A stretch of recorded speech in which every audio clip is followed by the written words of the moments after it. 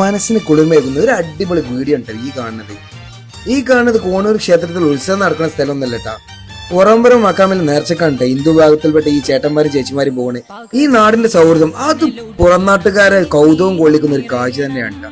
നബീനത്തിന് മുട്ടായും പായസം കൊടുക്കാനും ക്ഷേത്രത്തിലെ പരിപാടികൾക്കൊക്കെ സഹകരിക്കാനും ഒറ്റക്കെട്ടായിട്ടാണ് പ്രവർത്തിക്കുന്നത്.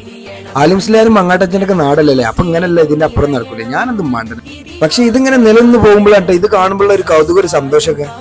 മതത്തിന്റെ പേരിൽ തമ്മിൽ തള്ളുന്ന കാലത്ത് ഇങ്ങനെയൊക്കെ നടക്കണമെങ്കിൽ ആ ഒരു ജില്ലക്ക് ഒറ്റ പേരേ ഉണ്ടാവുള്ളൂ, അത് മലപ്പുറമാണ്. അപ്പൊ ഇനിയുള്ള നിങ്ങളാണ് കണ്ടോളി.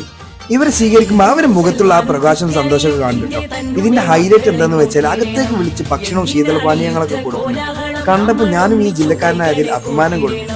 ഇനിയുള്ള കാലം കോണൂരും ഉറവുംപുറം പോലെ മതസൗഹാർദ്ദങ്ങൾ വാനോളം ഉയരട്ടെ. ക്രിസ്തുവും കൃഷ്ണനും നബിയും പറഞ്ഞുള്ള സൗഹാർദ്ദ പാതയിൽ നീങ്ങിടണം, പകവെടിയണം, കനലൊടുങ്ങണം, ഇനി സ്നേഹം നിറയണം.